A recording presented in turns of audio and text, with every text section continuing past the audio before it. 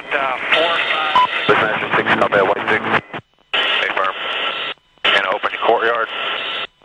Yeah, roger. I just estimated there's about 20 of them. There's one, yeah. Helicóptero Apache do exército americano abre fogo contra um grupo de homens num subúrbio de Bagdá, no Iraque. Um dos homens carrega um volume que parece uma arma numa região onde houve troca de tiros entre os chamados insurgentes e soldados americanos. Roger that. We have no personnel east of our position, so you are free to engage over. You're clear. All right, firing. A ordem para atirar não demora. Let me know when you get it. One shoot. Light them all up. 202 traffic, 260. Come on, fire. Hey, roger. Keep shoot. Keep shoot. Bushmaster 2-6, Bushmaster 2-6. We need to move time now. All right, we just engaged all 8 individuals. Yeah, we got 2 birds. We're still firing. Roger. Got him. 6 is a 2-6. We'll move, but we got this. Oh, I'm sorry. I was bypass. God damn it, Kyle. All right. I hit him by head.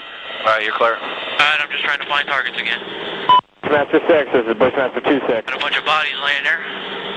All right, we got about 8 individuals.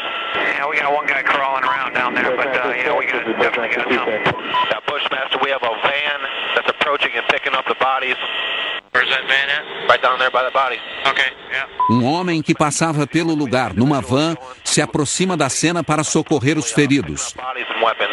Let me engage. Hey, we need to stop that so we can get down there. We need to Shoot. straight south. You see my look? Roger. Break. Crazy Horse 1-8. Request permission to engage. I'm picking up the wounded. We're trying to get permission to engage. Come on, let us shoot. Bushmaster, Crazy Horse 1-8. Bushmaster, Crazy Horse 1-8. This is Bushmaster 7. Go ahead. Roger, we have a black SUV or bongo truck picking up the bodies. Request permission to engage. Lá do alto, o helicóptero abre fogo novamente contra a van. Toda a operação foi gravada. Clear. Come on. Clear. Clear. We're engaged. Coming around clear. Roger. Trying to, I'm firing. George, this is Bushmaster 4. You got any BDA on that truck? Over. You're clear. This is Crazy Horse, stand by. Not shooting for some reason. Go I ahead. think the van's disabled. Well, left. Clear left. Oh yeah, look at that, right through the windshield. O exército decide não divulgar as imagens. Mas o WikiLeaks, a organização que se especializou em obter documentos secretos produzidos pelos governos, consegue uma cópia completa do vídeo.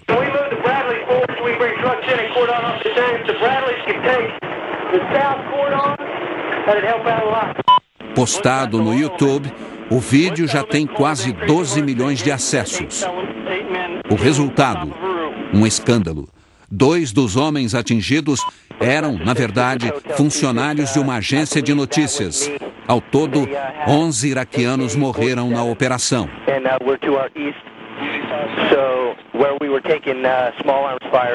As imagens registram um drama pessoal. Quando se aproxima da van em busca de combatentes, um soldado americano descobre que há 2 crianças dentro do carro. São 2 irmãos, uma menina de 5 anos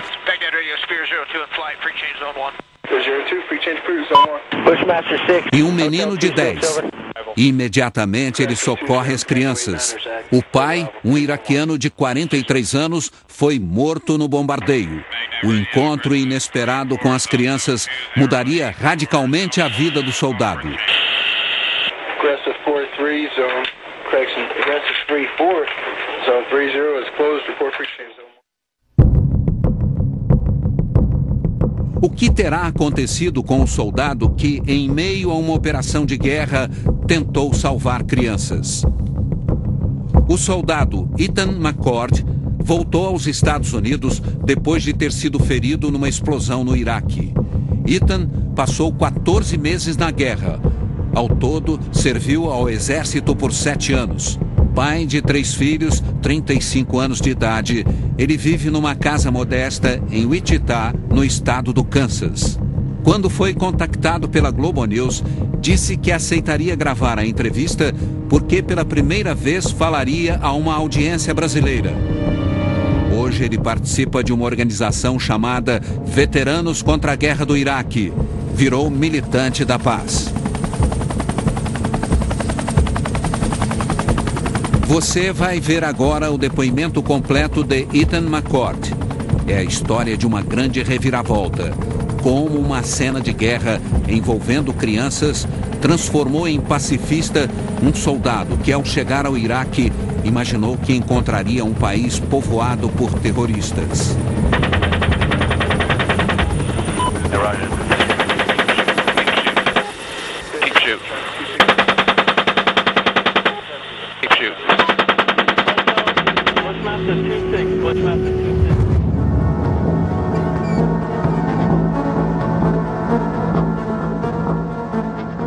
O Iraque era o que você esperava ver?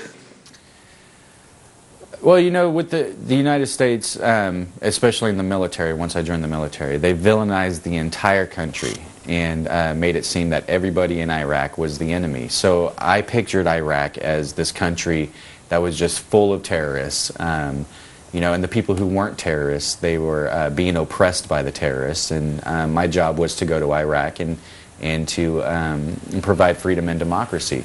And once I got there, it was my views were quickly changed. I saw Iraqi people as people who were just trying to live their lives. They were no different than me or you. They were trying to protect their families and live their life and the best they can in a war zone.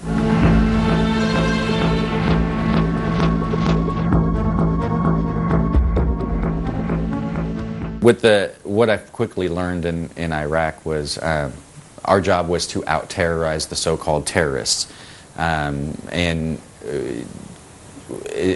We essentially were the terrorists there. We were the ones kicking in the doors, wearing masks of skeletons and stuff like that, and dragging people out of their homes in the middle of the night and beating them up and shooting people, innocent people. I mean, most of the people that were killed in Iraq when I was there were innocent men, women, and children. So yeah, I viewed us as being the terrorists. And again, my favorite movie being Red Dawn, I started to view the people of Iraq just like the movie Red Dawn, where the United States is invaded by Russia and Cuba, and the Americans pick up weapons and they fend off, you know, the invaders from their homes. It's essentially Iraq. It's what the Iraqis were doing. They were defending their homes from us, the invaders.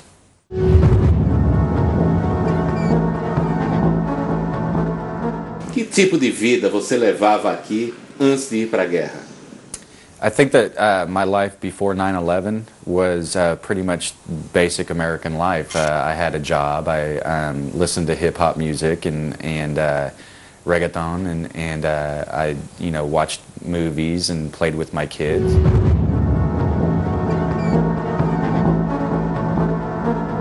Que tipo de filmes você gostava de ver?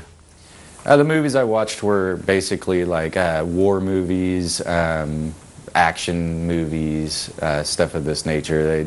They a lot of violence and stuff like that. It's just, you know, Americans love violent movies. You know, you watch Rambo and everything else like that.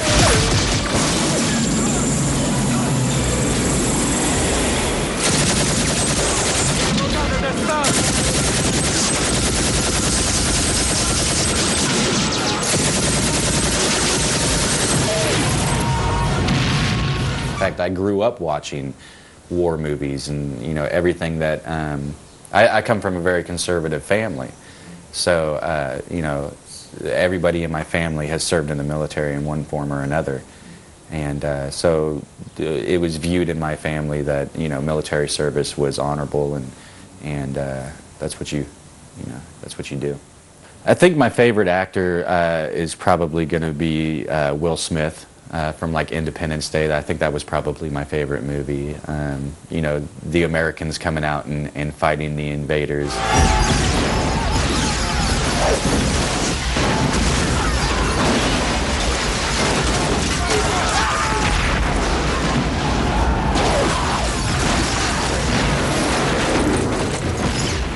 But before that, I think my favorite movie from back in the 80s was Red Dawn.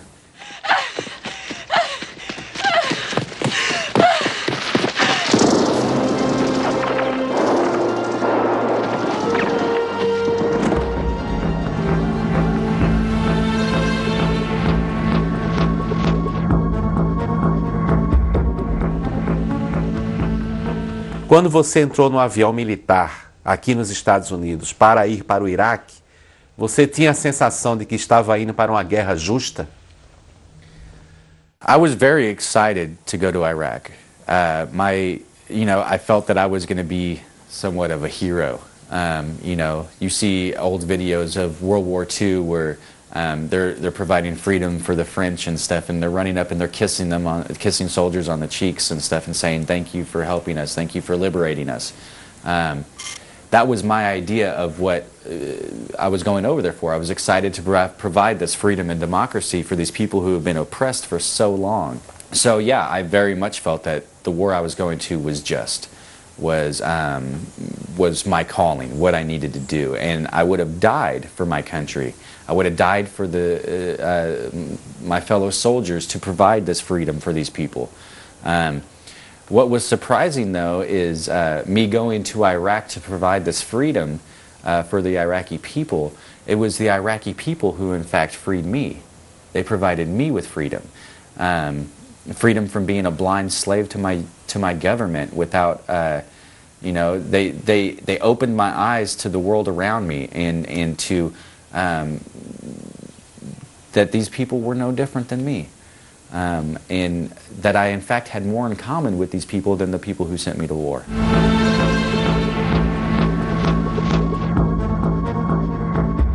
Como era dia típico na guerra? Our main position was to drive around and wait to get blown up or wait to be fired at. And yeah, we were getting hit with IEDs almost on a daily basis. Someone was getting wounded or injured with the roadside bombs.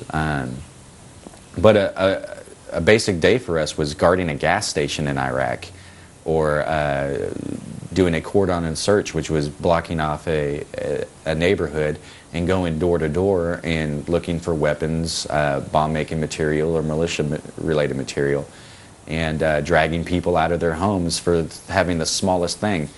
If they had a AK-47 in their house with more than 2 clips, 2 magazines, we were dragging them out and calling them terrorists and shipping them off to the prison. It was ridiculous. I mean, these people were just only having these weapons to protect their families and their homes, and we were calling them terrorists. Go, go, go, go! Go, go! Push! Go!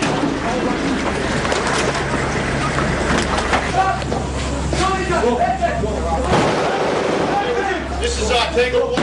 Moving to the roof as well.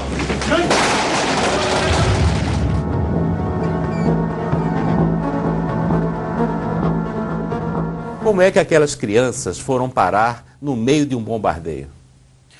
Well, my impression of how the father brought the children to the scene was he was driving his children to school, and he saw a wounded man on the side of the street, and being a good Samaritan, decided to help this person and take him to the hospital. Hey, we need to stop that so we can get down there. We can shoot. You see my location? Roger. Break. Crazy Horse 1A. Request permission to engage. I'm picking up the wounded. Yeah, we're trying to get permission to engage. This man had nothing to do with what was going on. He was just being a good Samaritan. Now, he didn't see the helicopters because the helicopters are 1.5 miles away, firing at these people. So it was like just bullets hitting your vehicle from nowhere. You don't know where they came from. So just like in the video, he says, well, that's what, you shouldn't bring your children to a battle. Well, he wasn't bringing his children to a battle. He was driving his children through his neighborhood. We brought the battle to the children.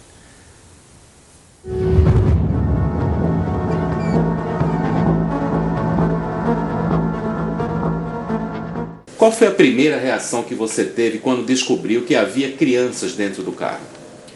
Well, when I looked inside the van,